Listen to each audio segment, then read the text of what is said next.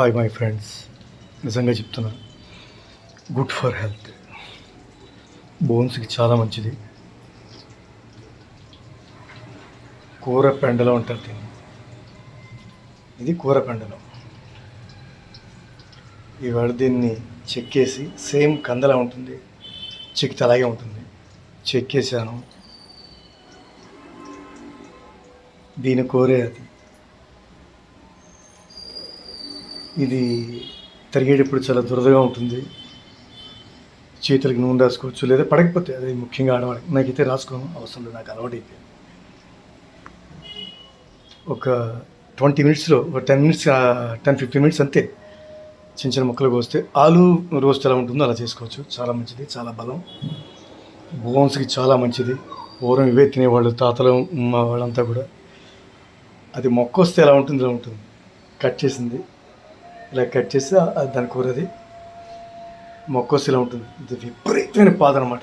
ఎంత పాదు వస్తుందంటే ఫుల్, మనం ఒక సుమారుగా 100-200 గజాలు ఆక్రమించేస్తుంది. అంత పెద్ద పాదు తయారవుతుంది వదిలేస్తే. ఇది వేరే చోట వేస్తాను, ఇది కేబీఆర్ పార్క్లో ఎక్కడ పెడతాను. ఏ ప్రాణంలో ఎవరో తింటాను అంతే. Hare Krishna. Thank you my friends. చాలా బాగుంటుంది. మంచిగా ఏం లేదు, సింపుల్గానే నూనెలో వేయటం, కొంచెం ఉప్పు కారం జల్లేయటం, జీలకర్ర లేదా ఇంగు వేసుకుంటే ఇంగువ. నాకు ఇంగువ జీలకర్ర రెండు ఇష్టమే. ఒకరోజు ఇది, ఒకరోజు అది.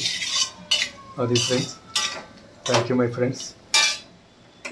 చాలా బలం, నిజంగా చెప్తున్నా, చాలా బలం. బోన్స్కి చాలా బలం.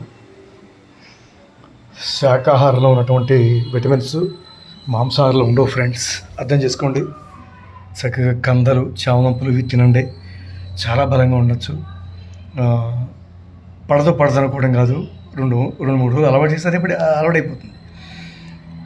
చాలా బలంగా ఉండొచ్చు, నిజంగా చెప్తున్నా. Thank you friends. ఇది ఒక సీజన్లో దొరుకుతుంది, ఇది ఆ సీజన్లో ఇచ్చేయాలి. కంద, చామదుంప, చిలకడ దుంప, తెల్ల దుంపలు, రకరకాల దుంపలు అన్నీ ఉన్నాయి. అవన్నీ తింటే చాలా మంచిది. Thank you my friends. Hare Krishna. జై శ్రీమన్నారాయణ.